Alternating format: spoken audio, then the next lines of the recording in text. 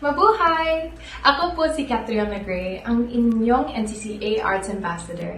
Inaanyayahan kayong manood at tumutok dito sa Padayon, the NCCA Hours, mula Lunes hanggang Biyernes tuwing alas 3 ng hapon. Halina't ma-inspire sa mga kwento ng pag-asa, makisaya sa kwentuhang puno ng kaalaman, at matuto sa ating sining at kultura. At para laging updated sa mga kaganapang pangkultura, bisitahin, i-like, sundan at mag-subscribe sa Facebook page, Instagram, Twitter account at YouTube channel ng National Commission for Culture and the Arts sa @NCCA Official. Muli, ito po si Catriona Gray. Padayon na, sulong na! Ang mga opinyon, kuro-kuro at pananaw na ipapahayag ng mga panauhin at mga tagapagdaloy ay hindi sa programa, sa pamunuan o ng ahensyang ito. Tamang kaalaman, tungo sa malayang kaisipan. Ako po si Ferdy Isleta. Ang kultura ay susi sa kadakilaan. Ako po si Annie Luis. Isang oras lang ang kailangan. Ako po si Reneda Peñas at ito ang Padayon, the SSA Hour. Sulong na!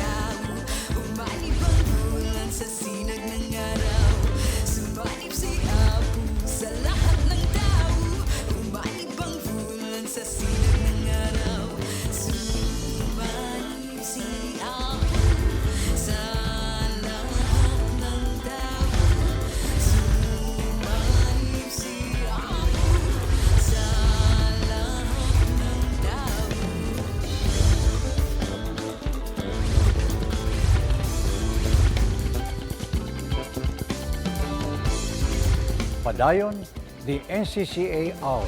Sulong na!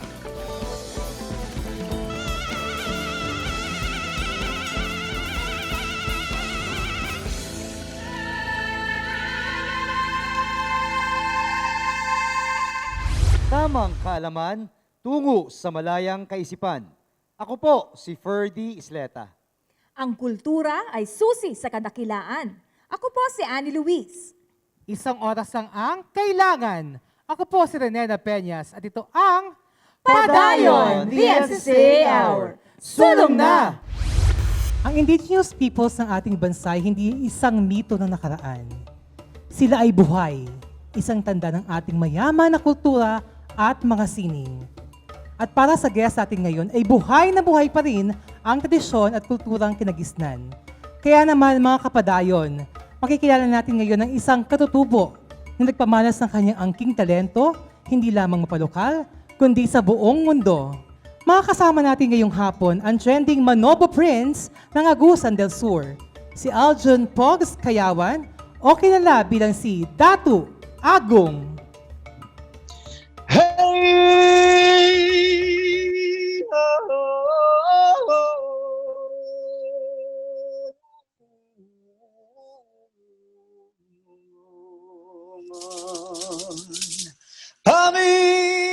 Paminagaw na mo tungog na libon songong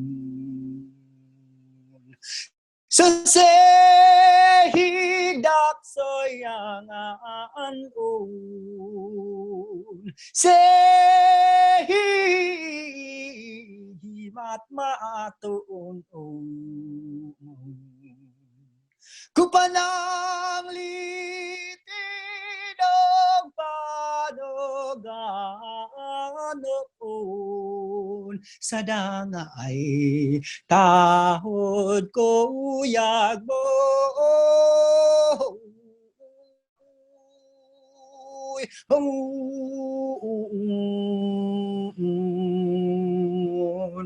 pakadigan-digoong ko pakabobot anoon ko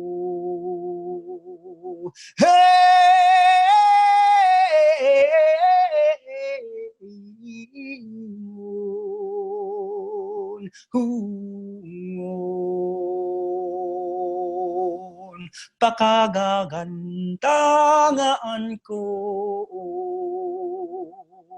dinito silatan no naliyagan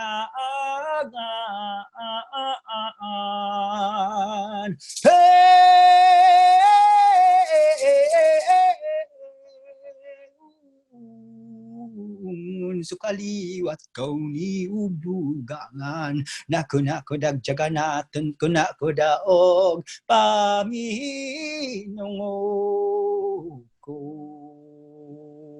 sukan edoog sa jongon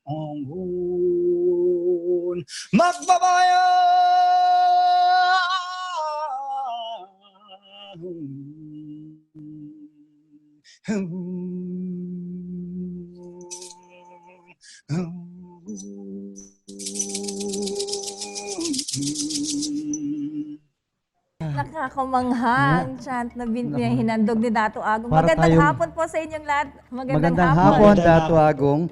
Dato Agong, no, Magandang hapon po sa nakakatuwa kanila. mga partners yung kanyang chant. Talagang ramdam na ramdam natin. Ano pong ibig sabihin nung ginawa nating chant, Dato Agong? Ang chant na po na yun isang Manobo prayer galing sa aking tribo, parang Manobo Agusanon.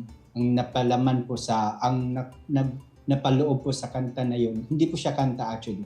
It's a prayer na ginawan lang ng tono. So Tudom po yung tawag sa amin. Ibig sabihin po nun ay yung araw ba sa atin ay papalubog na. Yung parang sa pandemic na nangyayari, sa kalikasan, sa paligid, na wag nating isipin na papalubog na yung araw kasi pagdating ng gabi, may kinabukasan at may umaga. Antayin po natin iyon. At yun po yung ibig sabihin nun. So Dato Agong, kamakailan nag-trending ka dahil sa iyong guesting sa Eat Bulaga, hindi ba? So ngayon, Apo. talking about volunteerism, ano ang mga advocacy mo bilang isang singer, bilang isang individual, at bilang isang dato sa mga Manobo? May advocacy. Gusto kong i-promote yung kultura naming mga Manobo kasi may nagkapagsabi po sa amin na napag-iwanan na daw yung tribo namin. Palaging hindi nakilala sa libro na lang. Ayaw kong mag-end up sa history book na nawala na yung tribo namin. So, yung ginagawa ko, I have an advocacy. Gumawa ko ng Sagip Ka Tribo program. Ito ay pagtulong sa mga kabataan ng aking tribo. Kung hindi nyo po may tatanong, I have to cross rivers para pumunta lang sa paaralan. At hanggang ngayon, may mga kabataang naranasan ko before. Kaya ginawa ko to after winning W Copa.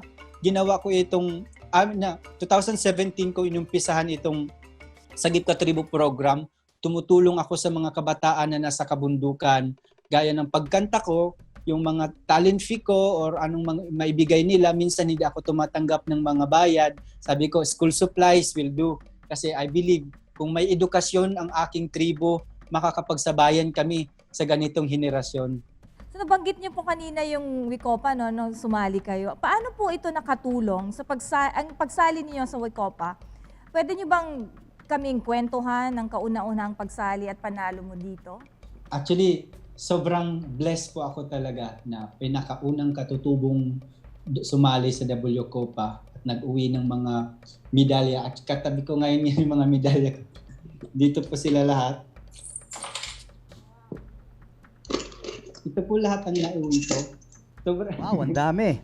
So ang Wicopa, W Copa is World Championship Championship of Performing Arts. Sa California po ginawa. Ang pinaka nakakabang part po talaga, hindi ang competition, is kumuha po ng visa. kasi iilan lang sa aming mga katutubo ang iilan lang sa aming mga katutubo ang nakakapasok ng Amerika o mga lugar. Muntikan na akong ma-deny kapag kuha ng visa. Kaya doon ako naging proud sa sarili ko na pagsabi ko na I am Dato Agong of the Southern Philippines, and it is my honor to come to your country to represent not just my tribe but the whole indigenous people. At wala na silang ibang tanong. Nagbow sa akin yung konsul at sinabing, it is our honor to welcome to America. At doon ako naiyak na sobrang napaka importante pala ng mga katutubo at saka nakikipagsabayan. Pagdating naman sa Amerika, dala-dala ko ang kulay Pilipino at kulay ng mga katutubo na hindi lang kami basta-basta katutubo lang, nakikipagsabayan din kami sa anumang larangan at hindi namin inuurungan. Ako mga partner, sigurado yung ating mga kapadayon, nag-iisip, ano kaya yung piyesa, ano kaya yung kinanta ng ating unang katutubo na sumali sa Wicopa. So Dato Agong o Pogs, pwede mo ba kaming bigyan ng sample ng iyong performance sa Wicopa ngayon para sa ating mga kapadayon? Sige po, pwede naman po. Actually, itong kanta po na ito, sa world ko si pinasok kasi it's a Visayan song. Di man nila naintindihan pero still nanalo po ako ng medalya para po dito. Kasi alam kong kumunik po sa kanila yung kanta. So ito po entitled Usahay. Okay lang yan. Ang ibig sabihin ng usahay, partner, ay di ba? Sometimes. Paminsan-minsan.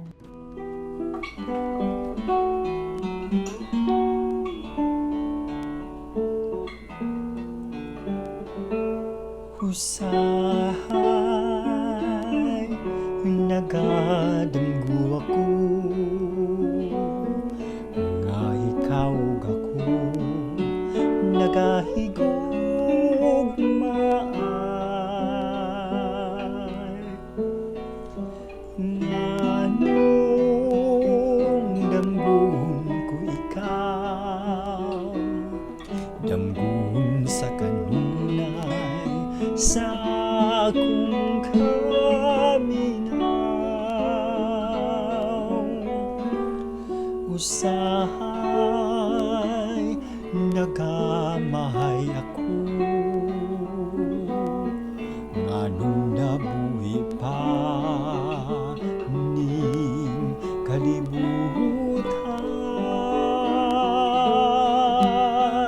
Nganong gitiyaw-tiyawan ang gugma ko kanimo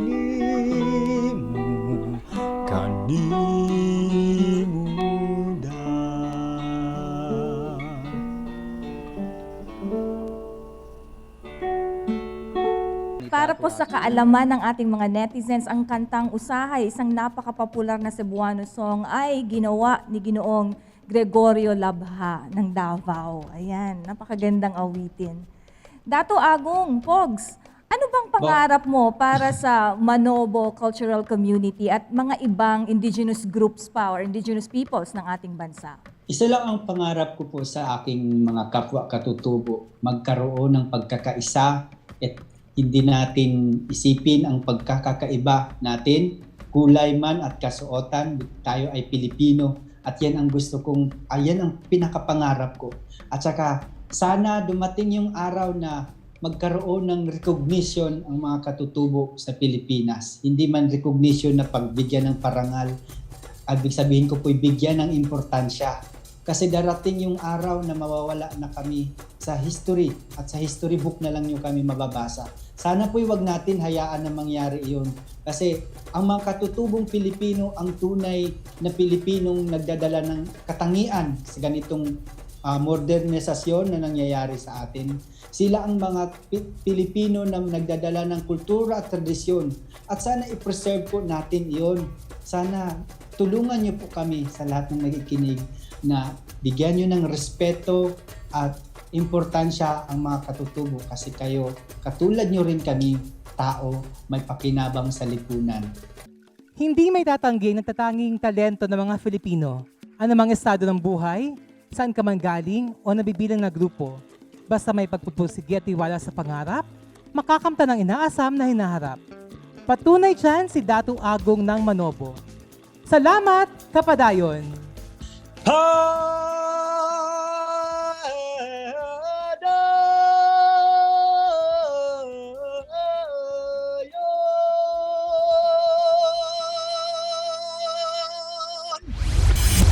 Kapayapaan, katapangan, kalayaan.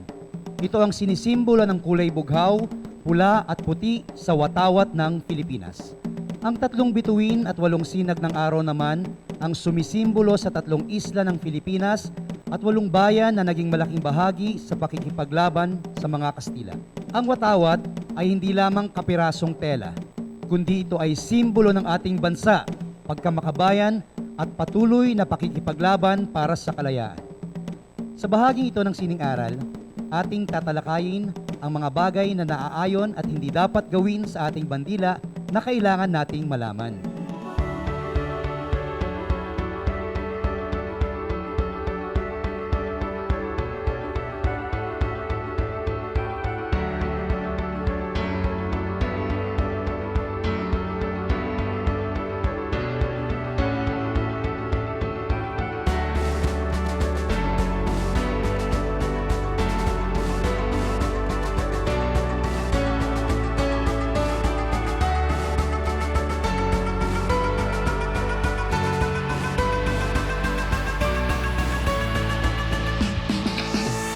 Upang mas maintindihan natin ang nakapaloob sa Flag and Heraldic Code of the Philippines, ay ating inimbitahan ng Senior History Researcher mula sa National Historical Commission of the Philippines. Mga kaibigan, kasama po natin ngayong araw si Ginoong Juan Paulo M. Calamlam. Magandang hapon po sa inyo at Hapon. salamat po sa pag-imbita sa amin sa NHCP. Maaari niyo po bang ipaliwanag sa ating mga manonood kung ano ang Flag and Heraldic Code at kung ano po ang nakapaloob dito? Bali po, yung Republic Act number 8491 o yung Flag and Heraldic Code of the Philippines, madalas kilala siya bilang Flag Law, na yung ngayon na Flag Law, hindi yung 1907. Yun yung parang omnibus o yung all-in-one na batas na dito nakalagay kung ano yung ating mga national symbols. So parang mahati natin yung batas sa 3 parte. Una dito is dinedefine ng batas kung ano-ano ba itong mga national symbol. Pangalawang parte po nito is yung kung ano yung specification ng bawat national symbol na ito. Ang pangatlo sa kayong huling parte is yung kung paano gamitin yung itong mga national symbol. So brief history lang kasi yung pagsasabatas ng ating watawat na ating national symbols ay nagsimula pa mula noong 1898. Naging sporadic yung pagsasabatas. So si Aguinaldo naglabas siya ng specification ng flag. Si Presidente Manuel Quezon, nagkaroon din siya. So nagkaroon ng parang inconsistency, nagkakaiba-iba yung nilalabas nilang mga batas. So itong RA 8491, ito parang inipon na niya, parang finalize na niya kung ano ba talaga yung mga yung definition, specification sa kayong tamang paggamit sa ating mga national symbol. Sir, ano-ano po ba ang mga dapat at hindi dapat gawin sa paggamit ng ating pambansang bandila? Ang general rule po natin sa ating pambansang bandila is kailangan po yung mga gagawin natin ay yung magbibigay ng respeto sa ating pambansang watawat. Unang-una, panatilihing malinis at kailangan nasa prominenteng lugar yung ating watawat. Hindi po siya pwedeng takpan, hindi siya pwedeng sumayad sa lupa, hindi siya pwedeng pagtapyas-tapyasin, hindi siya pwedeng gamitin ng basta-basta na yung maiiba yung itsura ng flag natin. Kapag po gagamitin natin yung ating flag, ang lagi lang po nating laging isipin is kung paano siya marerespeto. Gagamitin natin siya doon sa isang bagay na karespe-respeto yung ating pambansang watawat. Sir Paulo, saan po mga pagkakataon dapat ginagamit ang bandila ng Pilipinas? Saan lamang dapat ito nilalagay? At paano po ang tamang pagsasabit ng ating bandila?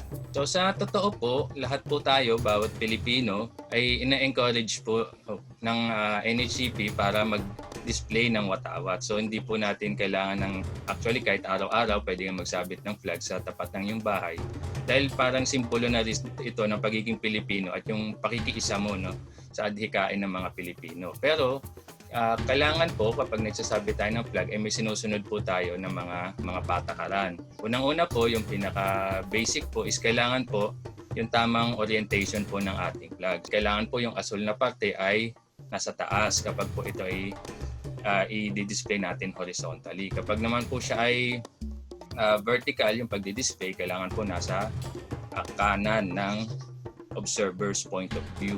Kapag po isasabit po natin siya sa mga gusali, hanggat maaari po ay i-display po natin siya na naka 45 degrees. Kapag sa mga eroplano naman po o sa ibang mga sasakyan, kailangan po yung orientation po natin ng ating flag ay kung saan po dumadaan yung hangin. Ano naman po ang madalas na paglabag na ginagawa ng ating mga kababayan sa ating bandila? So, madalas po, ang nababiolate po na parte ng ating batas tungkol sa watawat ay yung tamang paggamit ng watawat sa mga imahe, yung imahe ng watawat. Ginagawa po nilang design sa lettering, yung flag na hindi po pwede. Tapos po madalas din nagiging parte siya ng design. Minsan napapatungan siya, naiba yung hugis niya. Subali po yung flag, pwede naman siyang i-print sa t-shirt, sa jacket ng mga kababayan natin, pero yung original form niya po, ganun po ba ang ibig natin sabihin? Meron din pong hiwalay na provision ng batas tungkol sa paggamit ng flag sa mga commercial items. Kasi hanggat maaari po, hindi po natin pinapayagan na gamiting marketing tool yung ating flag sa mga commercial na item na binibenta. Usually po may mga kababayan tayo, kunyari, i-represent yung Pilipinas sa ibang bansa. Usually sa jacket, ipiniprint po nila yung bandila. Tapos ngayon din po, di ba, sa face mask, naglalagay din ng bandila. Ano pong masasabi natin tungkol dito? Guidance din sa mga artists and cultural workers na ginagamit ang symbol ng flag pag sila ay nagre-represent ang ating bansa sa ibang bayan. Kapag po tayo nagre-represent ng bansa, ay pinapayagan po tayo ng batas. Dahil sa mga atleta, for example, makikita nyo po sa mga jersey nila o sa jacket na may flag ng Pilipinas, yun po ay pinapayagan. Dahil hindi naman po ito commercial. Paano naman yung mga lalaban ng Miss Universe, ang gusto nila sa kanilang mga damit, national costume ay the colors of the flag? Pwede po ba yun? Kapag po sa ating mga graphic artists, sa mga designer, ang ina-encourage po namin ay gamitin yung elements lamang ng flag. So hindi yung buong flag. So sa amin, maraming lumalapit na nagpapa-approve ng design ng kanilang face mask, ng kanilang costume. Ang sinasuggest po namin is hindi po ilagay yung buong flag. So kung sa tingin po, yung buong flag po, kapag nakita nyo po yung kompleto yung stars, kompleto yung sun, tapos mukha talaga siyang flag, yun po ang hindi natin pinapayagan. Sir, paano po kasi may mga shows minsan sa entablado, teatro, or meron pong mga presentations na makabayan. Ginagamit po yung flag. Ito po ba ipinapayagan ng ating batas? Pinapayagan po siya as long nga po na hindi po natin i-violate. No? Yung kunwari, hindi natin siya pupunitin, hindi natin siya i-mutilate, yung image ng flag, hindi natin siya susunugin sa entablado. So sir, kapag yung part ng production na iwinawagayway siya at sinasayaw, pwede po yan basta lang sisiguraduhin hindi siya sasayat sa lupa. Opo. At tama ang pangangalaga, ang pagmamahal sa bawat pagwagayway ng bandila. Sir Paolo, ano naman po ang karampatang parusa sa mga lumalabag sa flag and heraldic code? Kapag una pong nakitaan kayo ng paglabag, ay humihingi po ang komisyon ng NSCP ng public censure o public apology. Parang pag-recognize na rin po ito na yung ginawa po niya ay labag sa batas. Pero po kapag po patuloy po tayong lumabag sa batas at nirefuse po natin yung panawagan ng NSCP na tanggalin o mag-public apologies, nagkakaroon po tayo ng fine o parusang salapi na naghahalagang 5,000 to 20,000 pesos. Sir, para po wag lumabag sa batas ang ating mga manonood, paano po sila mas ma-educate yung ating mga kababayan sa flag at heraldic code? Just in case gusto nilang basahin ito, saan po nila ito pwedeng ma-access? Sa mga atin naman po mga bata, sa mga estudyante, bagamat wala po ito sa ating basic curriculum, ay naituturo naman po sa kanila ito tuwing flag raising. So, tinuturuan naman sila na tumindig, na ilagay ang kamay sa kanang dibdib at awitin ng malakas ang pambansang awit. So sa mga bata po, ito po yung parang introduction nila sa flag and heraldic code. Bagamat hindi ito formal na sinasabi na ito ay parte ng batas. Pero yun po, pati yung panunumpa, tinuturo din po sa kanila yan. Pero po, para po mas mapalawig pa yung ating kaalaman, sa NSCP naman po is naglulunsad din po kami ng mga exhibit, ng mga lektura na nagtuturo din sa ating mga taong bayan, sa mga Pilipino, hindi lamang sa kabataan, kung paano tamang may irerespeto ang ating mga pambansang simbolo. Ngayon po, nagpapasalamat din kami dahil ito rin pong ginagawa natin ay isang paraan upang may paalam din sa mga sa ating mga kababayan yung mga provision po ng ating batas. Pero po kung meron din po tayong mga alinlangan tulad nga po yung sa pagdidisenyo, maaari naman po nating makipagkonsulta po sa NHCP tungkol po sa tamang paggamit ng batas. So yun mga partners, no, napakahalaga ng konsultasyon. Pagka meron kayong kailangang alamin, dapat talagang makipag-coordinate sa ahensya na nangangalaga nito. In the case of our Heraldic Code, ito ang National Historical Commission of the Philippines. Sir, meron bang website na pwede nilang bisitahin at email address kung meron konsultasyon tungkol sa heraldic law? Sa amin po, sa NHCP, ang official website po namin ay ang nhcp.gov.ph. Para naman po sa inyong mga katanungan o yung konsultasyon, pwede po kayo mag-email sa records.nhcp@gmail.com. Very active din po ang ating Facebook page. Kapag po pwede po kayo mag-private message or mag-comment, sinasagot din po namin ito at inaaral din po namin yung inyong mga... Sir, meron ho ba tayong final message sa ating mga manonood para masikayatin sila na pangalagaan ng ating bandila at ipagmalaki ito ng tama? Ang ating pong batas, ang Republic Act No. 8491 ay binuo po primarily para irespeto at igalang ang ating mga pambansang sagisag. Bali po itong mga sagisag natin ay ang sumasalamin o nagre-representa sa ating bansa. Ito po ay binuo, ipinaglaban at minsan ay kinamatay pa ng ating mga bayani. Bali ginawa po ang batas na ito para po irespeto, no, yung mga bagay na ito, itong mga simbolo na ipinasa sa atin ng ating mga bayani, ng ating mga ninuno. So ang pagsunod po sa batas na ito ay hindi lamang para lang pagsunod sa batas. Meron po itong malalim na kahulugan po ang pagsunod sa batas na ito. Na kahit po hindi tayo familiar sa batas, kahit hindi po natin alam lahat ng mga do's and don'ts na ito, is lagi po nating isipin kung paano po natin irerespeto ang ating mga simbolo dahil ito po ay pamana sa atin ng ating mga ninuno. Dayon! Ngayon naman, isang batikang aktor na humakot naman ng humigit kumulang 42 awards sa mga local at international film festivals ang makakakwentuhan natin ngayon. Ang ating makakasama ngayon ay talaga namang hakot awards sa mga film festivals, mapa-local man o mapa-abroad. Nanalo na siya bilang Best Actor mula sa Gawad Urian, FAMAS, Luna Awards at sa Gawad Tanglao. Nakilala rin siya sa international scene tulad ng Silk Road Film Festival sa Ireland, Harlem International Festival sa New York, Warsaw Film Festival sa Poland at Dhaka International Film Festival sa Bangladesh. At sa nakaraang Metro Manila Film Festival ay nagwagi rin siya bilang Best Actor sa award-winning film na Mindanao. Mga kapadayon, isang ani ng Dangal Awardee for Cinema mula 2015. Walang iba kundi si Ginoong Allen Dizon. 3,000 yan. Ito lang binigay sa'yo. Akala ka buntis ako. Buti na lang hindi pala. Magandang hapon po, Sir Allen. No, magandang hapon sa inyo lahat. Sa lahat ng nanonood natin, sa nakikinig sa atin, magandang hapon. Sana lahat kayo safe ngayon. Yan. Sana mag-enjoy kayo lahat. Sir, punta na po tayo sa ating Q&A. Balita namin, kayo po ay naging Ginoong Pampanga noon. Paano po kayo napasok sa larangan ng pelikula? After ng Ginoong Pampanga, hindi kasi ako nanalo dun eh. Nanalo ako ng 2 special awards, yung Best in Photogenic at Best in Swimmer, pero hindi yung pinalad na manalo. So ang ginawa ko, after nun, nagkaroon ako ng opportunity maging modelo. So naging ramp model muna ako. Nag-model ako kay Patis Tesoro, Tony Galang, Frederick Peralta. So mga gala show lahat ang ginampanan ko. After nun, first kong pinatawag ako ng Regal Films, yung movie Coracha. Which is yung bida si Osang, si Rosana Roset. Ang babae ko ng pahinga. Pero ang kapartner ko doon si Arabina. So kami yung nag-audition kami doon sa sa role.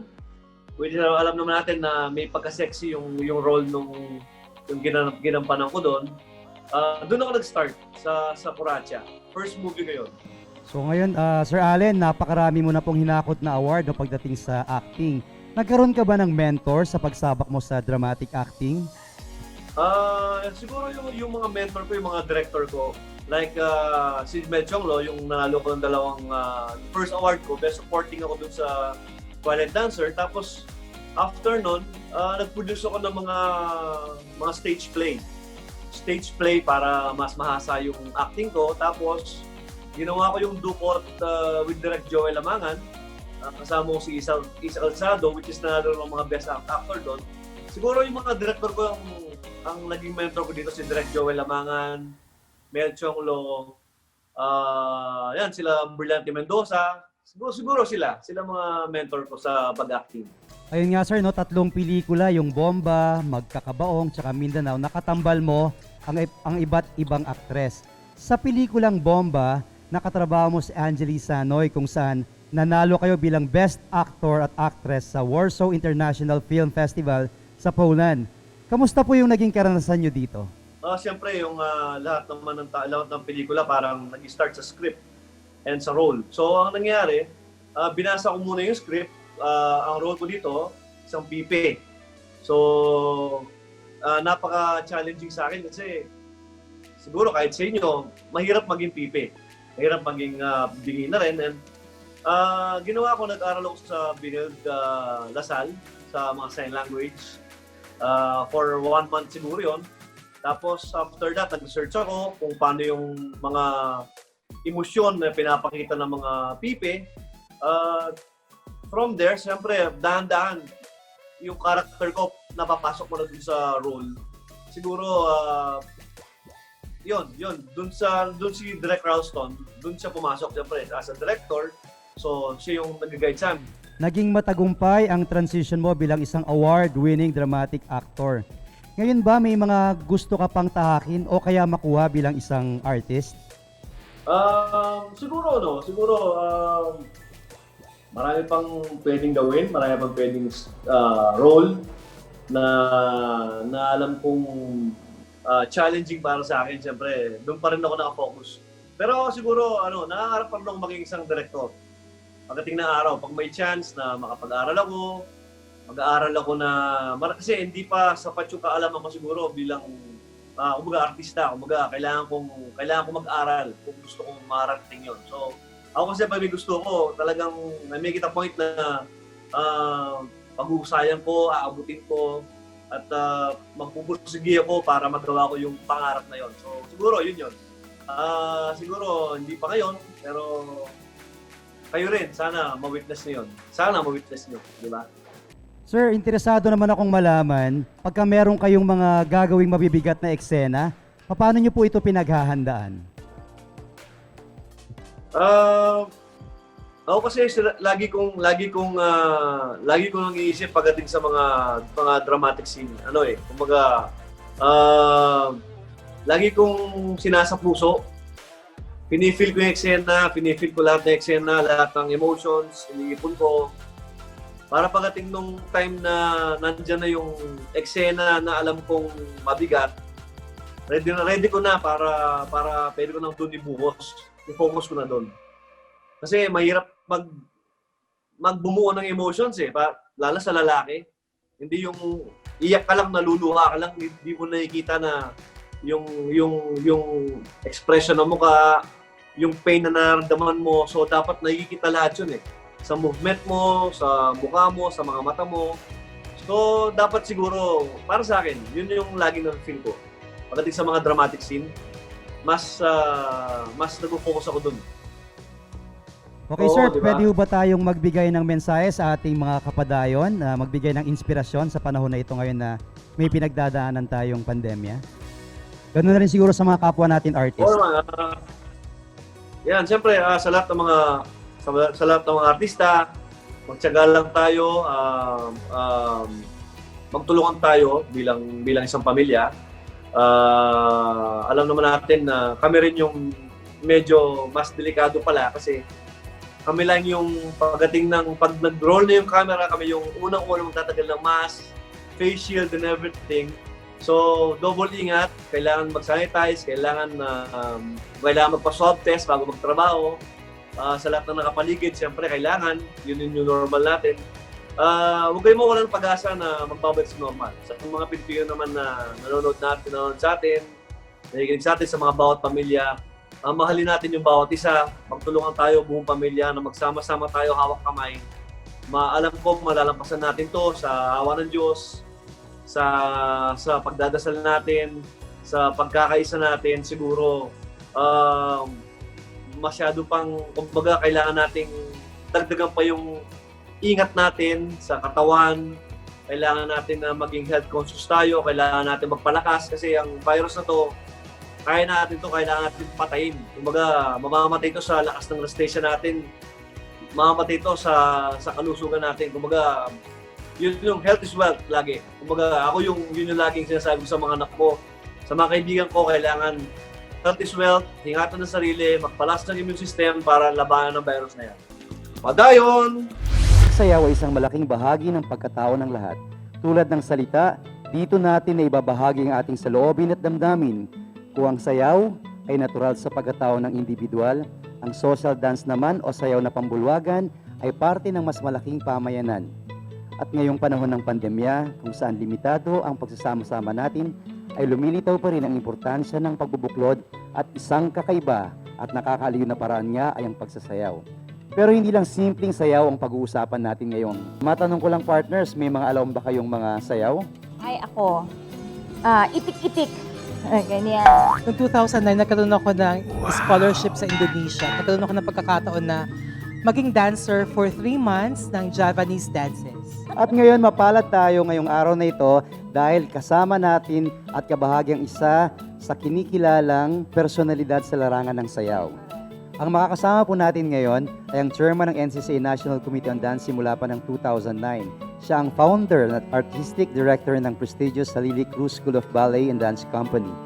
Among her awards, aside from graduating summa cum laude and valedictorian are TOEFL, the Outstanding Filipino Award, NCCA Ani ng Dangal Award, Parangal ng Bayan, Outstanding Citizen of Quezon City as Cultural Ambassador and Dance Educator, Patnubay ng Sining at Kalinangan para sa Sayaw from the City of Manila, Dangal ng Lipi, the Most Outstanding Bulakenyo in Arts and Culture, Aliu Lifetime Achievement Award in 2019, World Class Achiever in the Field of Performing Arts, Pillar of Arts and Culture in 2019, Gantimpalang Lampara ng Kultura at Sining 2019, Gintong Ina, Asia Pacific Award as Outstanding Artistic Director in 2009 in Thailand, Dance Excellence USA in 2019, World Class Excellence Global Dance Icon 2019 in Malaysia, Gawad Sulo 2020, and the Golden Leaf Award for Excellence in Dance Education 2020.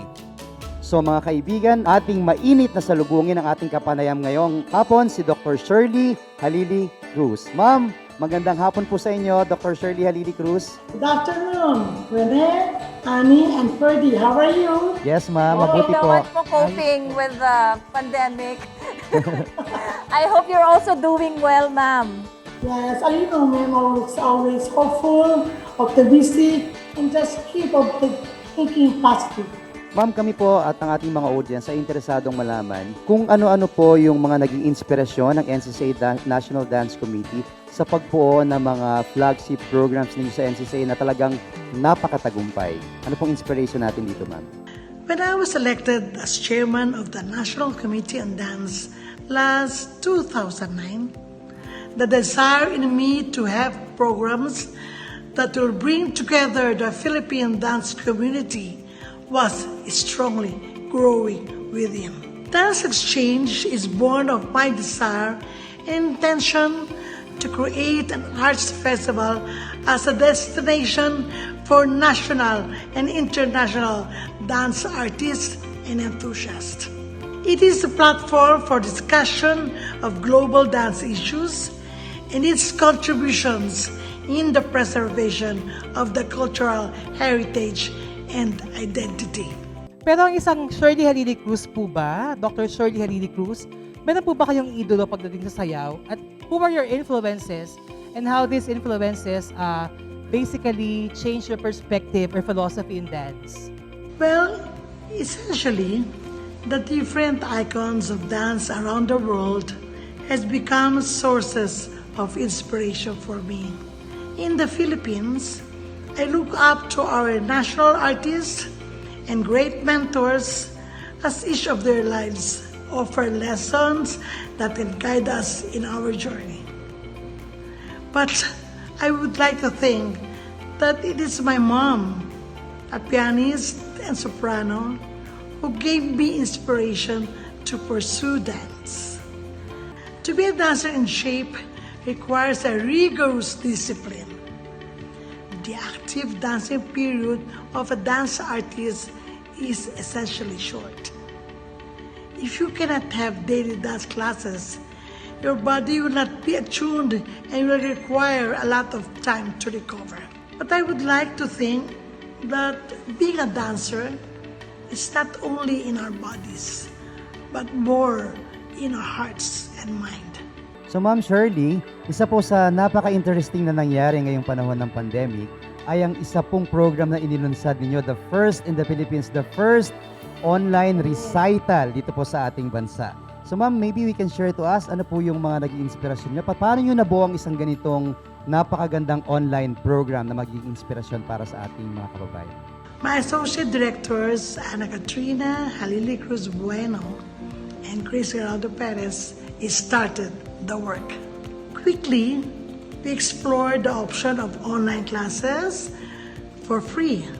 With about 300 enrollees, the summer dance workshop distance dance education was completed with great success. Mounting an online dance recital presented via Facebook Live and YouTube to culminate the summer workshops was another first by the Halili Cruz School of Dance in this time of the COVID-19 pandemic. All our initiatives are driven by our desire to serve our students and live the passion and love for dance. As our final question for this interview, ma'am, what are your plans po for the Philippine dance scene? There are three major activities we are planning to do. First is a dance exchange on air to showcase the different dance groups and involving all dance forms. Then, an online international conference on dance research is being lined up also. Then, we have the national dance competition in a virtual platform that is now being conceptualized. Now, as soon as the pandemic is over, we will continue the dance exchange as planned. It is fully loaded with 12 component activities. That is the International Dance Conference for Dance Researchers. We have the International Dance Workshop for Teachers, the International Exhibit of Dance Costumes, the Food and Wellness for the Dance Fair, the Float of the Different Countries Parade, the Outreach Performances, International Dance Day Celebration, the Diplomatic Night Dance Concert, and the Guinness World Record for Unity Dance. Using our arts, our dance, let us intensify this call to unite and care for each other, that we may indeed heal as one. Meron po kaming ibibigay na award sa inyo dahil sa inyong contribution sa pag-create ng unang online recital program sa ating bansa. Congratulations, ma'am. Mabuhay po kayo. I'm humbled with this award. It's another source of inspiration. Thank you very, very much. Padayon, the NCCA Hour. Yorme, Etneb, Daines, Chika, Chugi, Lodi, at Selfie. Ilan lamang ito sa mga salitang bigla na lang lumilitaw at ngayon maririnig mo kung saan-saan. Mga salitang narinig natin sa mga personalidad o kaya sa partikular na grupo ng tao. Kaya naman sa bahaging ito, sabay-sabay nating alamin kung ano ba ang mga salitang nabanggit ko kanina. Saan ba sila nanggaling at may epekto bang mga salitang ito sa wikang Filipino?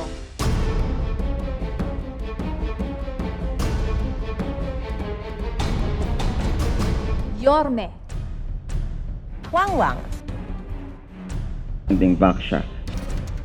Millennial, Etneb. photobomb, And fake news is hugot, ang tukhang.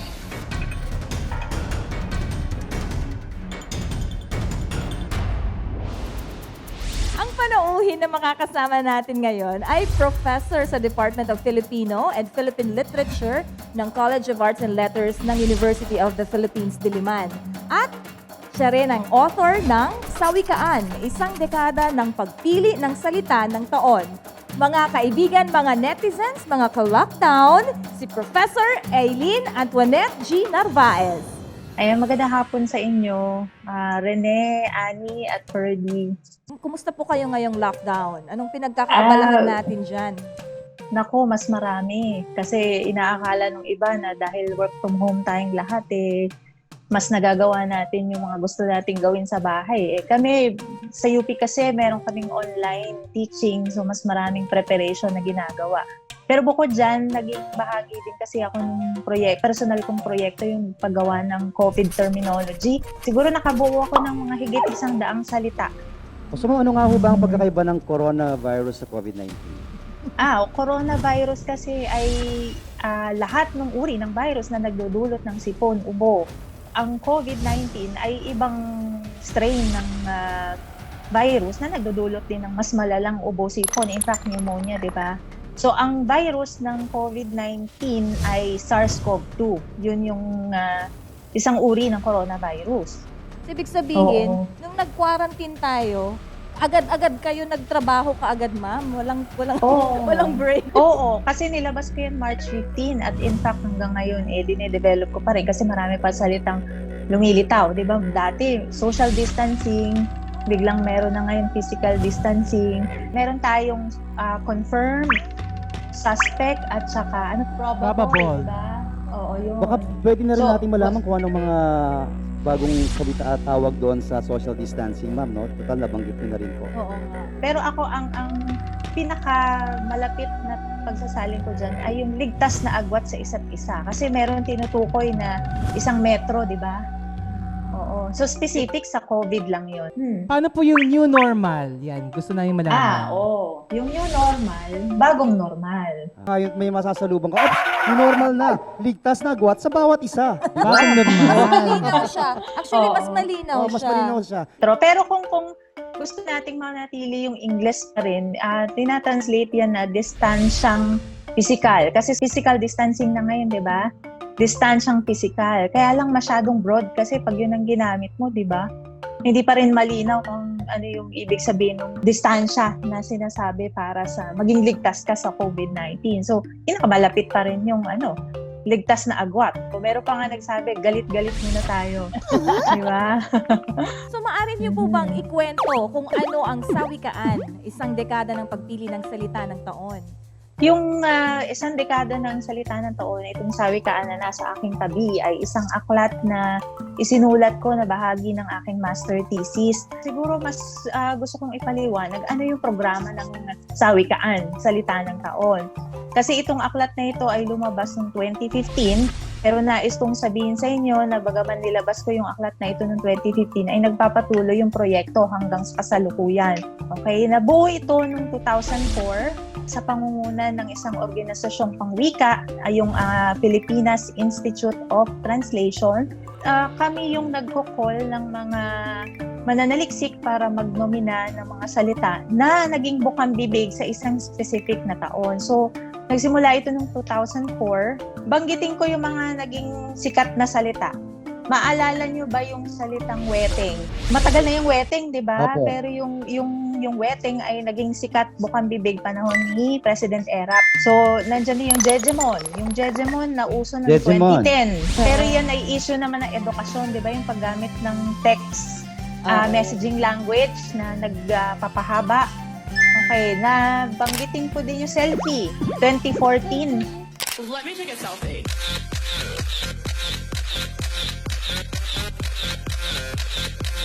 Actually, yung sa Oxford Word of the Year, natampok yung selfie bilang Word of the Year din nila noong 2013. Tayo, 2014, kasi pumasok sa atin.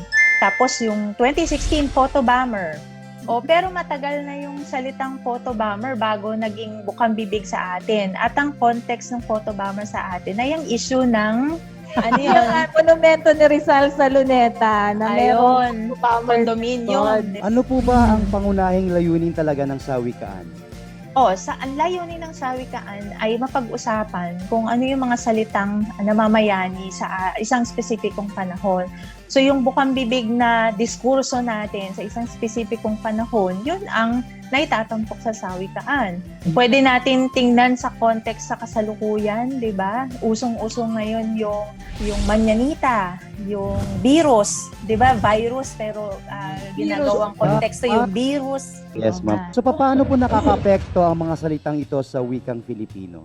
Hindi naman nakaaapekto, kundi mas ano ba ang impluwensya ng mga salitang ito sa wikang Filipino. Kasi ito yung katunayan na buhay yung ating wika. Umuunlad siya, dagdag ng dagdag. Kahit pa yan ay nanggaling sa iba-ibang sektor, ibig sabihin, nag-evolve yung ating wika at magandang senyales yun para sa ating wikang pambansa, lumulusog. So ma'am, nakikita po namin yung inyong libro sa likod. Baka po pwede natin itong i-promote. Pwede po natin siyang ipakita at anong nilalaman ito para sa ating mga kapadayon. Oo. Ayan. Naglalaman ito ng lahat ng mga binanggit kong salita na mula noong 2004 hanggang 2014, patuloy na ide-develop itong aklat na ito. Dito nyo makikita yung iba't ibang diskurso. Siguro para maalala nyo rin na panahon ba ng ganito akong edad ay ano yung mga paboritong pinag-uusapan sa politika. Baka meron din kayong mapulot dito tungkol sa chismis, di ba? At yung technology. Available na po ba itong ating libro? Oo, kasi ito ay 2015 ito nilabas. Mabibili ito sa Komisyon sa Wikang Filipino. Siguro bago natin tuluyang ulit pakawalan si ma'am, baka po meron kayong mensahe sa ating mga manonood ngayon kung paano mas maintindihan, tatangkilikin itong sawikaan. Oo, ang masasabi ko lang, patuloy na gamitin yung wika kasi marami tayong mga salita na nandyan lang, di ba? At tumulong tayo sa pagpapayabong ng ating sariling wika. Magkakaroon din kami ng mga bagong nominasyon ngayong Agosto, abangan lamang para itala natin sa ating ulit na kasaysayan ng wika kung ano yung mga namamayaning salita sa araw-araw, lalo na sa ngayon sa panahon ng pandemya. Padayon! Kilala ang bayan ng Angono, Rizal bilang Art Capital ng Pilipinas.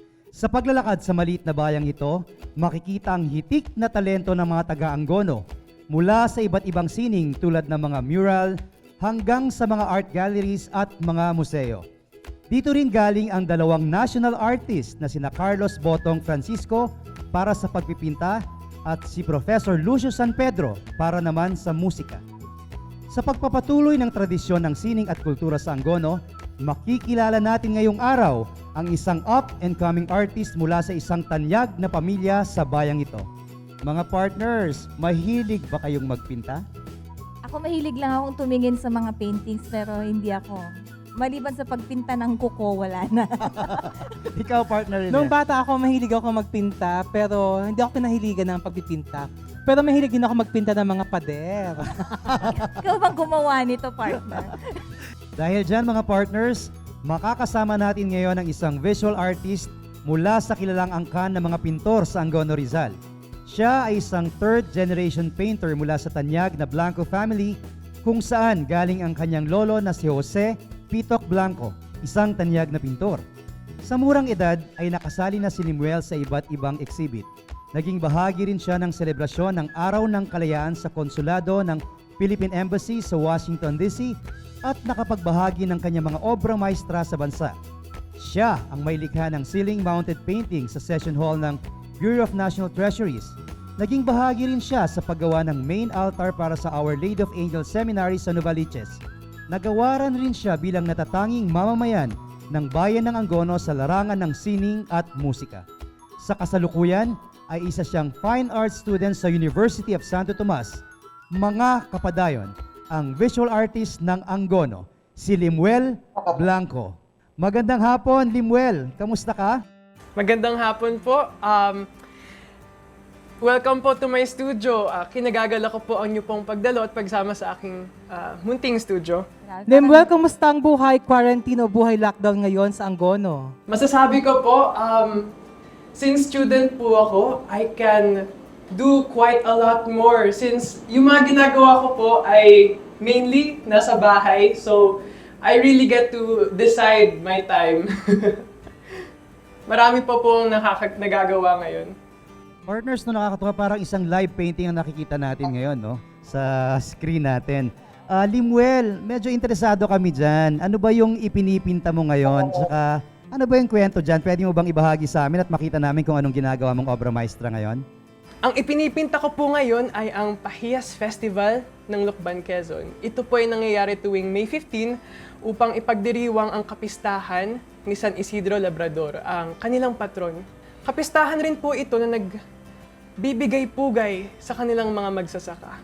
Sa katunayan po, matagal ko na rin po talagang ninanais ipinta ito at mapuntahan na mismo ang kapistahan upang maranasan ito firsthand. Ngunit naging balakid nga po talaga ang mga hindi inaasahang pangyayari the past few months at para po sa akin, I guess, ang paggawa po ng painting ko na ito is in a way, my way of accepting of what has happened and what still is unfortunately happening today. Inspirasyon ko po talaga para sa pagpinta po nito ay ang aking pamilya, most especially my lolo, Jose Pitok Blanco. Marahil isa rin po to sa mga advokasya ng aming pamilya, ang pagpapalaganap at pagpapayabong papulalo ng ating dapat nating ipinagmamalaking kultura. Naalala ko po tuloy yung mga panahong malaya pang lumabas, mag-celebrate, at hindi pa ganitong kalala yung takot. Hirap nga po dalhin yung bigat. Minsan mapapaiyak na lang po kayo. Malaman nyo na lang po yung nangyayari sa mga kapwa nating Pilipino. Pero marami pa pong mga hakbang ang kailangan nating gawin. But we must always move forward. Bilang parte ng kilalang angkan ng mga pintor sa Pilipinas, ang Blanco family, no? Anong pinakamalaking pamana at leksyon na itinuro sa'yo ng iyong pamilya? Dalawang bagay po yan, pamana at lesson. Pero pwede po siguro nating simulan sa pamana. I'm just so blessed to have an upbringing that allowed me to have this freedom of expression, to feel the way I feel and act the way that I really am, and to just simply be me. My creative journey po, as with my introduction, was when I was very young pa po. At mula po noon, iba't ibang larangan po ng sining ang aking natalakay.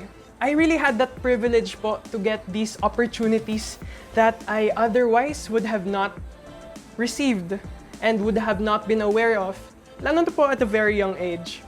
Po talaga. Well, paano mo naman i-describe yung art style ng Pamilya Blanco sa pagpipinta? At meron ka rin bang sarili mong style na ini-incorporate mo dito sa family style niyo? Ang estilo po ng pagpipinta ng Pamilya Blanco ay realism po talaga. And as to refer to how the late art critic and art historian Alice Guillermo, which has written this book po that you see right behind me, she described po the style of the Blanco family as folk genre. It is a style that shows lush depictions of the everyday life of the Filipino. From the simplest of days to festivities to monumental events that celebrates our past and contemporary histories.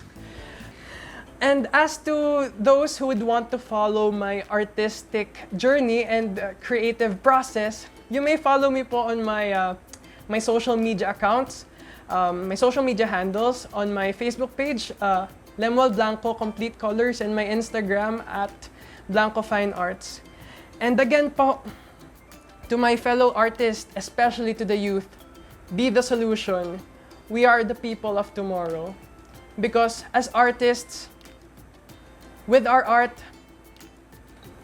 even in these trying times, we can reveal so many things and inspire and empower so many people in these times and beyond. Malaki ang kontribusyon ng kabataan sa pagpapatuloy ng ating sining. Sila ang tumatamasa ng mga karunungan ng nagdaang taon at sila rin ang nagbibigay ng bagong timpla para sa susunod na henerasyon. Patunay diyan si Limuel Blanco, isang visual artist at tunay na pintor na nagpapatuloy ng daloy ng sining hindi lamang sa Angono kundi sa buong bansa. Salamat sa iyo, Kapadayon! Padayon!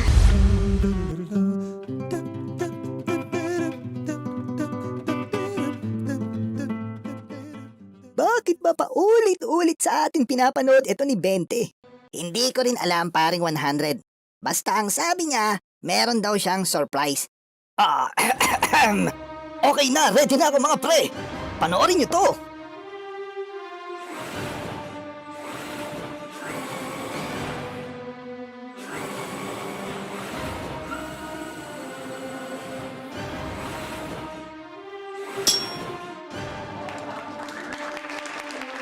Wow! Parang si Iron Man! Hindi pre, si Iron 20 yan!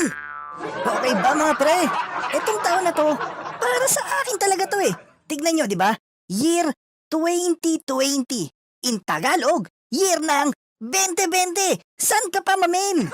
Wow naman pre! Siguradong maraming bata ang matutuwa sa'yo sa Pasko. Siyempre naman pre, matutuwa sila dahil bago na looks ko. Saan ka pa? Pre, di ba meron tayong tradisyon na kapag Pasko, puro malulutong na perang papel yung pinamimigay sa bata. So sa Pasko, pre, ang pinakamababang aginaldo si 50 na, hindi na 20. Kasi coins ka na ngayon, matutuwa na yung mga bata. Oo nga, no?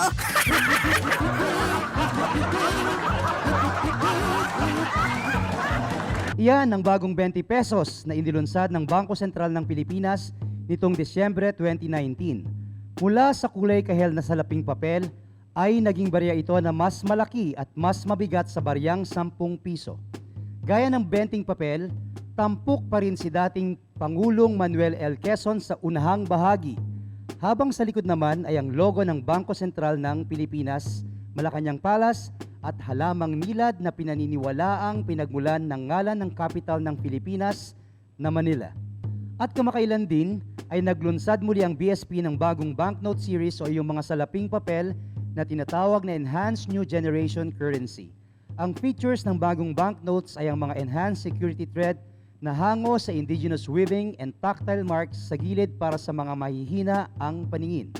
At ang rolling bar effect sa mga denomination na nakaimprenta sa gilid.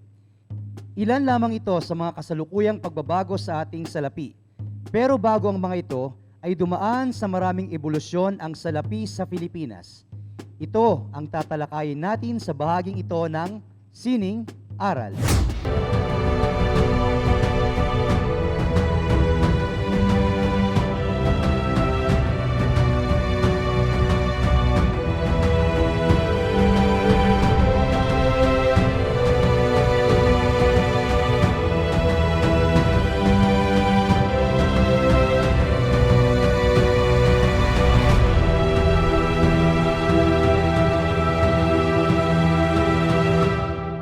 Ating kasama ngayon ang ating panauhin sa araw na ito upang talakayin ang kasaysayan ng salapi sa Pilipinas ay ang Deputy Director ng Corporate Affairs Office ng Bangko Sentral ng Pilipinas. Mga kapadayon, narito po kapiling natin si Binibining Regina Mercedes Cruz. Magandang hapon po. Magandang hapon din sa inyo.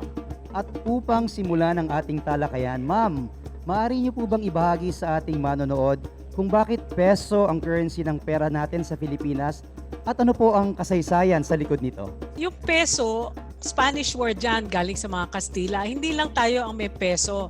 Ang Argentina, ang Chile, peso din ang tawag dun sa kanilang currency.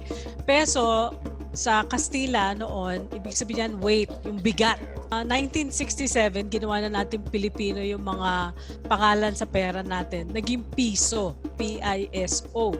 Pero peso, tanggaling sa word na peso. So bago naman yung mga Kastila, ano ginagamit natin? Ang ginagamit ng mga Pilipino, no, syempre, unang-una yan, nakikipagpalitan. Kung tawagin natin, barter trade. Ang Ang barter trade noon, hindi lang limitado sa yung sinasabi nating cowrie shells or yung mga sigay. Ang ginagawa nilang barter trade, cotton, noon pa nga meron pa tayong yung ginto, gold, ginagamit din yan. Yung cinnamon, yung spice na cinnamon, marami tayo noon na wild spices. Nung nahirapan ng mga tao na sabihin, ako 1 kilo ng bulak, equivalent sa isang jar na porcelana galing China. So nagkaroon ngayon ng system na yung ginto, nagkaroon ng iba-ibang sizes. Kung tawagin nito, piloncitos. This is about 1,000 years ago between 9th to 12th century AD. Nung panahon ng Kastila, yung mga taong mahilig sa mga coins, ang tawag natin dito numismatist, mga nagkokolekta. Sabi nila, parang shape ng lalagyan ng asukal na ang tawag pilon. Ngayon, since maliliit sila, piloncito. Itong mga ito hanggang 1977, mga ganon. Nakukuha pa yan, nauhukay pa yan sa riverbanks ng Pasig. Ma'am, ano pa ho yung mga mahalagang history sa ating pera sa Pilipinas? Nung dumating yung mga Americans, 1901, nag-surrender si Aguinaldo sa mga Americans. Nadiskubre ng mga Amerikano ang gulo-gulo ng sistema. Well, naguluhan sila kasi ang dami-daming different kung anong klaseng coins ang umiikot. Nag-establish ang Amerika noong 1903 ng isang single coinage system. And ginawa nila base ito sa gold standard. Ang palit noon actually was 2 pesos to $1. Yung coin natin naging silver lahat, tapos yung naging bilog. So yun ang ginamit natin hanggang World War II, which is around 1941 to 45. Ang mga Hapon, meron rin silang ginawang pera. Sa dami ng ginawa nila, ang taas-taas ng inflation sa Philippines, ang tawag tuloy, naging Mickey Mouse money kasi ibig sabihin walang halaga. Kasi parang play money ba? Yung ibang syudad o kaya munisipyo sa Pilipinas, naglabas din ng sariling pera. Inauthorize sila ng bansa ng yung baling gobyerno ng Pilipinas na which was in exile din sa US na pwedeng gumawa ng pera. Ito, kung tawagin natin, resistance currency or guerrilla notes. After World War II, doon na nag-establish by 1949 na establish na ang Central Bank of the Philippines. Doon na lumabas yung pera nating alam na English series, Filipino series up to the present period. Kasi we were under Spain, pero we were under the rule of the Viceroy of Mexico. Kasi masyadong malayo ang Espanya noon. So, ang maraming coins na lumiikot nun sa Philippines galing Mexico. Aside from that, so meron rin tayong mga coins galing Peru, Chile, Argentina, kaya halo-halo, Guatemala. So at one point, iba-ibang klaseng coins ang umiikot sa Pilipinas. 1857, nag-decree ang Spain na pwede nang gumawa ng coins ang Pilipinas. 4 na taon yun bago na establish. 1861, tsaka tayo nagkaroon ng Casa de Moneda de Manila. Yun ang gumagawa ngayon nung coins natin sa Pilipinas. Bakit po kailangan gumawa ng mga bagong disenyo ng pera ng coins para sa publiko? Kasi maraming nakaka-fake noon. Siyempre ayaw naman natin noon. Nagbabago rin ang ideals ng society. Nagbabago rin ang mga social environment. So, pinapalitan natin yon to reflect the current social environment dun sa pera. So ma'am, paano po yung naging inspirasyon ninyo para piliin yung mga icon na ilalagay doon sa mga pera po natin? Dati kasi may committee yan eh. Matagal na yung mga presidente noon pa yan eh. 30 or 40 years nandun na sina Quezon and all that. So, hindi na nagbago yon. Ang feature nila yung mga people na usually related sa history ng Pilipinas. Ma'am, ang tanong ko po, kahit nagbabago yung disenyo ng pera natin, no? Pero yung piso, si Rizal talaga. Bakit po si Rizal ang nasa piso? Kasi po, yun ang pinakagamit na pera. Siya ang ating national hero. E di syempre, yun ang parang kilalang-kilala na tao. Ma'am, meron po bang way or patakaran tungkol para sa pagpapalit ng lumang pera sa Bangko Sentral? Marami akong barya na ganyan. Pwede po bang papalitan o hindi na po yun? Kung demonetize na po, kamukha ng mga paper bills, yung mga lumang 100 pa, hindi na po pwedeng palitan yung demonetize. Souvenir na lang yon. Pero yung mga coins ngayon, may mga bagong coins na ginagamit pa ho yun hanggang mawala na, yung attrition. Ma'am, ano ho yung mga mahalagang impormasyon tungkol sa pera natin na kailangan malaman ng ating mga kababayan na pwede nating ibahagi? Yung mga According ganun to po. the law, bawal po magsulat sa pera. Bawal din yung punitin. Bawal, of course, stapler. Kumbaga, bawal sugatan at sulatan ang pera. Yung mga tindahan, ma'am, na ayaw tumanggap ng coins, di ba bawal din po yun? O bawal po, kailangan kunin nyo at i-report nyo yun sa Bangko Sentral na hindi sila tumatanggap ng coins. At saka kunyari ipapalit sa inyo candy. Hindi naman ho pwede. Kasi kunyari ipapalit sa inyo candy, pumunta ka sa susunod na tindahan, hindi mo naman pwede sabihin doon sa tindahan, ito ibabayad ko yung candy isinukli sa akin. Hindi rin pwede yun. Mensahe po para sa ating mga kapadayon, sa ating mga manonood tungkol sa kahalagahan ng pera. Ang pera po, kailangan alagaan natin. Yan ang nagpapakita na tayo ay bansang isang matatag dahil sa ating mga pera. Ang ating salapi ay kakambal ng ating kultura at kasaysayan. Ang pag-iingat at pagbibigay halaga natin sa mga salapi ay katumbas ng ating pag-alala sa bawat makasaysayan at mahalagang pangyayari sa ating bansa na nakaimprenta sa mga ito. D, A, paano ang D? Tapos A, tapos Y, tapos O, tapos N, padayon. Yan, at ebolusyon ng salapi sa Pilipinas mula noong panahon ng barter system pa lamang hanggang mabuo ang unang bariyang piloncitos at hanggang sa ilalim ng pamamahala ng mga Hapon. Sa ating pagpapatuloy, tatalakayin natin ang mga salaping lumabas mula nang maitatag ang Central Bank of the Philippines na ngayon Bangko Sentral ng Pilipinas. Pag-uusapan natin ang proper handling ng salapi. Halimbawa nito ay yung napanood natin na 20 na ginawang 50.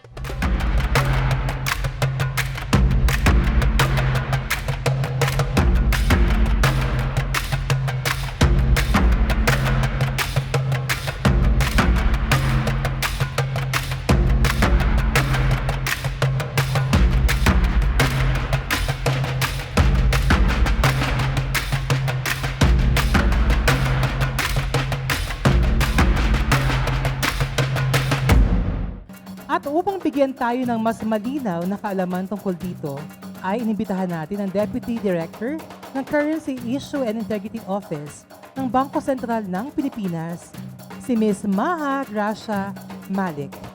Magandang hapon po sa ating nanonood sa inyong program. So ma'am, punta na po tayo sa ating seryosong usapan tungkol sa pera ng Pilipinas, no? Nang maitatag ang Central Bank of the Philippines noong 1949 sa bisa ng Republic Act No. 265, marami ng bank notes at coins na inilabas. Ma'am, maaari niyo po bang isa-isahin ang mga ito at paano po nabuo ang bawat series? Noong nagkaroon tayo ng Bangko Sentral ng Pilipinas, it was called Central Bank in 1949. Ang una-unang na-issue ng Central Bank na salapi ay ang English series. Ito ay kulay mapusya o makulay, kulay black and white and brown, very subdued ang kulay. Ginawang merong Philippinization ng ating mga banknotes kasi dati ang tinatanggap natin yung treasury certificate na galing sa Amerika, no? Itong English series, meron na itong tampok na dito yung mga portrait ng mga Filipino heroes at saka yung vignette ng Philippine history. Noong 1969, nagkaroon tayo ng bagong salapi na ang tawag natin ay Filipino series. Ito ay upang kompletohin ang Philippinization process ng ating salapi. This is worded in Filipino. Yung regime ni President Marcos. Bangko Sentral ay nag-umpisa ng mag-print at saka mag-mint ng modern notes. Medyo ito yung sinasabi nating forward-looking na notes. Meron na siyang mga modern anti-counterfeiting features, mas makulay, na iba ang kanyang mukha. Tawag natin dito New Design Series. Nag-umpisa itong lumabas somewhere in 1985. Naumpisahan, una munang lumabas ang 5 piso, nasundan ng 10 piso. Noong 1986, nagkaroon tayo ng People Power, yung EDSA Revolution. So after that People Power at EDSA Revolution, nagkaroon tayo ng new constitution. Dito din, nagtatag din tayo ng bagong 500 piso na hindi yung sa Pilipino at saka sa ang bagong lipunan na hindi natin nakikita. So nagkaroon tayo ng 500 piso. Pagdating ng 1991, nagkaroon tayo first time ng 1,000 piso. So after 30 years, nagkaroon tayo ng panibagong salapi noong 2010. Ang new generation currency, nakakatuwang salapi ito kasi pinagbuhatan talaga to ng, alam mo yon, ng isip. No? Ang dami-daming mga nag-contribute dito, mga ano sila, yung mga specialists talaga. Meron din tayong historians, meron din tayong mga taga-Bangko Sentral, lahat. So, it's a composite of ideas from various mga tao, mga ideas. Unang-una, kinonsider dito ang integrity. Siyempre, number one, yung integrity. We really have to go and to move using automated processing machines. So, itong NGC currencies, ginawa din ito ng mga features para makapag-communicate with the machine para maging efficient, mas mabilis ang proseso ng pag-process ng mga banknotes. At pagkatapos, yung production din ito, may mga modern technology din sa paggawa ng salapi, yung mga modern security features. Sabi natin, we want to be at par with other countries. But you see, sometime in 2011 or 2012, I think, ang ating new generation currency won and was chosen as the best among the three best new banknote series in the whole world. So itong panahon, last July 29, ang Bangko Sentral ay nag-launch ng enhanced new generation currency. So yung new generation currency natin, dinagdagan pa natin ng mga features, in-enhance pa natin yung iba pang mga security features. But then of course, one aspect here is yung security ng salapi natin. Pangalawa, yung kumuha na naman tayo ng mga additional security features para i-counter, para magkaroon ng mas mataas na technology ng anti-counterfeiting features. Ano naman po ang mga pangunahing kaalaman na nanaayon sa batas ang dapat malaman ng ating mga kababayan tungkol sa pangangalaga ng proper handling ng ating Philippine currency? Number one ay dapat ang ating Philippine currency ay wag sirain, wag sulatan, wag lukutin. Ito ay dapat ilagay sa tamang lagayan. Hindi siya na nilulukot lang, italalagay lamang sa bulsa. Kasi meron tayong batas, Presidential Decree 247, na nagbabawal sa pagsira, sa pagdumi, any form of distraction, both sa Philippine peso at Philippine coins at Philippine banknotes. Ito po ay may kaparusahan. A fine of not more than 20,000 pesos or imprisonment of 5 years. So ma'am, ano po yung final message natin sa ating mga kapadayon para po sa kaalaman nila paano pa nila mas pangangalagaan at pagpapahalagahan at i-appreciate ang ating Philippine currency? Alam mo, napakaganda po ng ating yung theme or the reason or the motivation behind. Ang ganda din ng mga disenyo natin. If I have only enough time, napakasarap pakinggan kung ano yung mga process of selection din. Dahil dito, pahalagahan natin ang ating salapi kasi ito ay salamin ng ating lahi. Ang salapi hindi lamang dapat pangalagaan dahil sa monetary value nito. Dapat din itong pangalagaan dahil ito ay simbolo ng ating bansa. Nakaimprenta dito ang mukha ng mga bayani, mga mahalagang lugar at bagay sa ating bansa. At kahit ang salapi ay malaking bahagi ng araw-araw nating pamumuhay, mula pa noong unang panahon, hindi pa rin tayo dapat makalimot sa mga bagay na hindi nabibili ng salapi. Ito ang programang Padayon. Sa kabila ng pananakop ng mga dayuhan sa Pilipinas ng mahigit 400 taon, ay nanatili pa ring masigla at makulay ang indigenous music sa Pilipinas. Hindi lamang ito na preserba, ngunit nakatulong din ito para palawakin pa ang contemporary music sa panahon ngayon. Isa sa mga nangunguna sa pagbibigay ng musikang sariling atin ay ang bandang makakasama at makakajam natin ngayon. Makakasama natin ngayon ang banda sa likod ng musika ng Padayon, ang Kaduma ni Carol!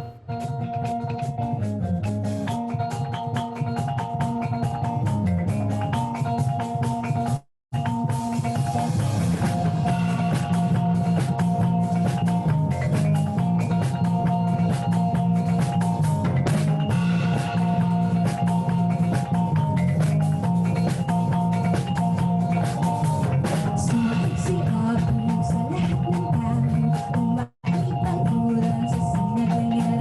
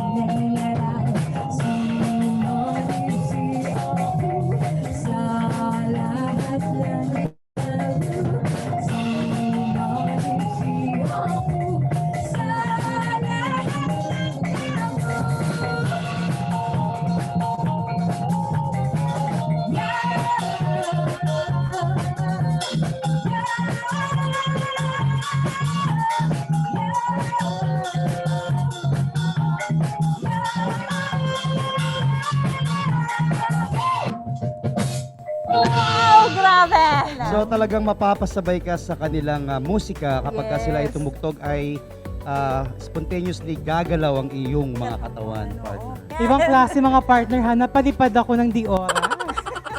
Ngayon, tanungin natin ang ating mga panauhin. Ano po yung kwento sa likod ng kantang Bakunawa? Anong ibig sabihin nito? Bakunawa po, ito po yung storya natin noong unang panahon na may malaking sawa na nasa kalangitan at nilamon niya o nilunok niya yung buwan. Yan ang dahilan kung bakit tayo mayroong eclipse. Spiritual na pangyayari sa panahong iyon. Minsan kasi kailangan nating saniban tayo ng mabuti, ng may likha upang magkaroon tayo ng panibagong lakas. Para pag lumabas na yung araw, niliwanan ng Bakunawa, yung buwan may panibago tayo simula. Kaya pala yung lyrics niya, partner sumanib, yapo, sa lahat ng tao. Oo, parang sumanib ang may likha sa bawat nilalang. No? Gusto na Ma'am Carol, na ipakilala mo po ang mga membro ng inyong pong grupo. Ang una po dito sa bandang likuran, ang aming drummer si Rafi. Siya higaw noon mula sa Sumilaw. Andito si Joy, nagbe-bass. Higaw nun din mula sa Sumilaw. Sa likod si Janice, nagkukulintang. Higaw nun mula sa Sumilaw. At si Dandy, galing po siyang Malay-Balay, subalit sa Sumilaw din. Siya po yung mister ko. Ako po si Carol. Miss Carol, yun po, paano po mailalarawan ng inyong grupo ang inyong musika? Yung musika namin ay maaring ilarawan na nakaugat. Puno siya na nakaugat sa lupa na sinilangan. Ibig sabihin, may roots. May roots music siya dahil pinagmumulan niya yung lumang makabagong paniniwala. At meron rin siyang mga lumang mga beats, may mga katutubong lyrics din siya. At meron rin siyang mga melodies na pinaghalong luma at makabago. Contemporary indigenous music siguro siya sa aking palagay. Dahil hinahaluan siya ng shakers galing sa, alam natin to yung ring stick.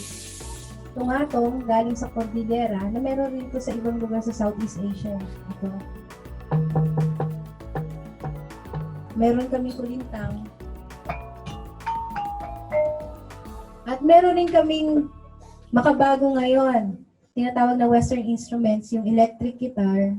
Ibig sabihin, yung mga katutubo po, hindi po talaga natabunan naman ng mga apo kami. Kami po ay makabago rin. Bakit po Kaduma ni Carol ang pangalan ng inyong grupo? Ang ibig sabihin ng kaduma ay kasama. Subalit sa malalim na salita, maaaring ito ay kapwa. Ibig sabihin po, we cannot exist without our kapwa. Kaya po, ang katutubo po, kahit yung nature, kapwa niya rin. O ma'am, pwede ho ba namin ulit kayong mahilingan na mag-perform para sa ating mga kapadayon? Nais naming awitin yung Una Kaya na ginawa ko with Sammy Asuncion sa bandang Pinikpikan. Una kaya kaya. Una kaya kaya. Una kaya kaya. Ay! Una kaya kaya. Miss Carol, ano po yung advocacy ng inyong grupo? Unang-una ay kapayapaan. Kakabit niyan yung pag-ulag. At ang kakabit rin niyan ay pagiging magkakaiba, subalit nagkakaisa. Yan po yung mga advokasya. At syempre po, advokasya rin yung makikinig tayo sa kapwa natin kahit di tayo nag-agree sa kanila. At para makita ko ano yung pwedeng pag-agreehan, negotiation. Meron rin siyang pagsulong ng kapakanan ng mga katutubo. Sa paraan na dialogo, sa paraan ng musika, yan po nakaugat ang indigenous music na ito. Siya ay humihingi ng pagkakapantay-pantay ng bawat isa. Ma'am Carol, ano po ang pangarap ninyo para sa indigenous music, para sa buong bansa? Ako po, ang pangarap ko, ang indigenous music ay palagi na marinig sa airwaves. Maririnig siya sa telebisyon, sa radyo, mapapag-usapan sa dyaryo, mapapag-usapan sa Facebook. Hindi siya kakaiba, hindi siya other, hindi siya weird, kundi siya ay isang bahagi ng katauhan natin bilang bansa. Ma'am Carol, meron pa po ba kayong pwedeng ihandog na awitin sa amin? Hindi namin mapigilan ang aming sarili. Pasensya na po. Inagagalak namin magbigay na awit sa inyo. Ang sunod namin ay tungkol sa lawin, na minsan ang tawag rin ay agila na kumakalinga at nag-aalaga sa kapaligiran, tumitingin mula sa itaas, nangangarap, umaakyat, bumubulusok pa itaas at pagbaba ay may daladalang magandang balita. Baka meron po kayong mga pinagkakabalahan ngayon, mga bagong proyekto, o meron ba kaming aabangan na mga bagong awitin o album na ilalabas ninyo? Meron po kaming ginagawa ngayon na mga songs na bago at tinatry namin na home recording, and then kami barka-barkada na itong band, gumagawa kami ng music video. So try to search sa Facebook, Kaduma ni Carol, at makikita niyo po doon yung ibang music videos namin. So ngayon po, ano ho yung pwede nating may advice sa mga kapwa natin na musikero? Paano natin i-encourage yung mga kabataan para sundan ang inyong yapak sa paglikha ng mga paglikha ng mga tugtuging ginagawa ninyo? Kung mahalata po natin, kahit wala pong mga gigs, kahit walang mga concerts, may mga musikero na gumagawa pa rin ng musika tulad ng Kaduma ni Carol. Dahil ito para sa amin ay sining na salamat kung magiging kabuhayan, pero pwede kami maghintay. Ganon din sa mga ibang mga musicians, huwag kayong mag-give up kasi dadaan din to. Dadaan lang to, lilipas lang to, basta sundin natin yung mga protocols kasi pinag-isipan niya ng mga opisyalis natin na may karapatan, may kay naman na mag-isip tulad ng sa Department of Health. Pinag-isipan nila yan, hindi yan basta na lang click o fake news, hindi. Huwag tayo makinig sa fake news. Let's always have that hope. Dahil lahat ng bagay lilipas din tong COVID na to. At kapag nag-hold on tayo, kapag naging matibay tayo at tinulungan natin kapwa natin, kung walang bigas yung kapitbahay, bigyan mo. Kung may extra ka dyan, ibigay mo lang. Kasi nauubos yung ayuda ng gobyerno, kaya magtulungan rin tayo. Ganun din sa mga musicians, tutulungan na lang kami rito hanggat kaya namin. Buhay na buhay pa rin ang musika ng Filipino. Ito ay nag-iiba ng anyo, pinagsama-sama ang pamanang himig sa makabagong obra. Pinapakita na nag-iisa ang kultura at sining ng bansa. Muli, ito ang Sining Saya!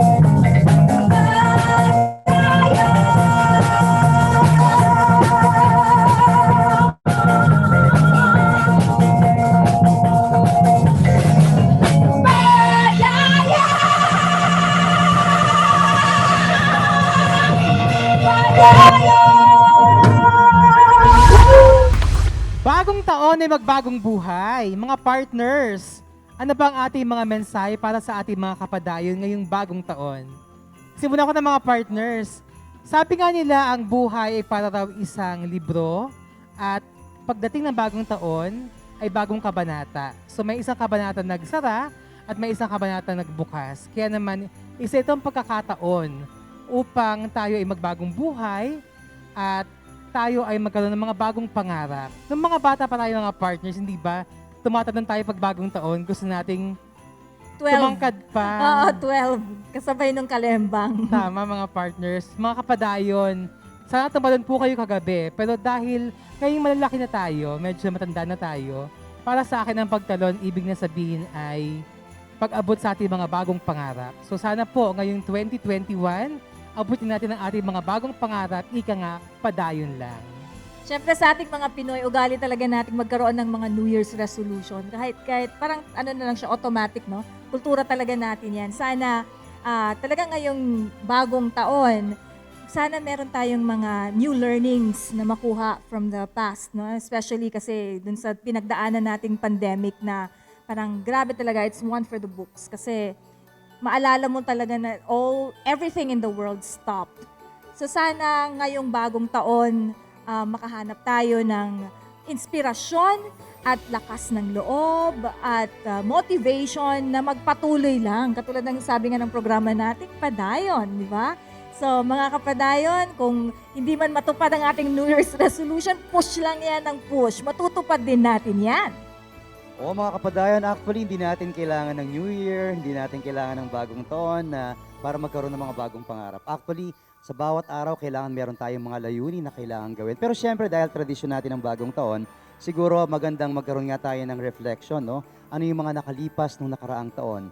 Ano yung mga magagandang bagay na nangyari sa ating buhay, sa ating bansa at sa buong mundo? At kung ano man yung mga hindi magagandang nangyari sa ating buhay, pag-isipan natin at gawin natin itong pagkakataon para matuto at magsilbing aral ito para mas maging maganda ang inaharap natin para sa bagong taon na nalalapit. So mga kapadayon, sa buhay natin dumarating ang mga pagsubok, dumarating ang mga bagay na pilit kang susubukan kung hanggang saan ang tatag mo. Pero sabi nga, habang may buhay, may pag-asa. At habang may darating na bagong umaga at may darating na bagong taon, huwag tayong tumigil na mangarap, huwag tayong tumigil magmahal, huwag tayong tumigil magpatawad, at huwag tayong tumigil na maghasik ng kabutihan sa kapwa. Dahil yan, ang pagmamahal ang siyang talagang magsisilbi sa lahat sa atin, sa bayan natin, sa buong mundo. So, tuloy lang ang pagmamahal, pangarap mga kapadayon, dahil tuloy-tuloy lang ang buhay. Manigong bagong taon sa inyong lahat. Tuloy-tuloy lang tayo mga kapadayon. At para laging maging updated sa mga kaganapang pangkultura, bisitahin, i-like, sundan at mag-subscribe sa Facebook page, Instagram, Twitter account at YouTube channel ng National Commission for Culture and the Arts sa @NCCA Official. Dito sa programang hatid ng NCCA-CCP, ugaliin kami samahan araw-araw mula Lunes hanggang Biyernes tuwing 3:00 ng hapon. Maraming salamat sa pagtutok sa aming programang nagbibigay ng kaalaman. Sa programang nagbibigay ng kasiyahan. At sa programang nagbibigay ng inspirasyon. Ito ang Padayon, the NCCA Hour. Sulong na! Happy New Year! Maligugong bagong taon! Happy New Year mga Happy New Year mga kapadayon!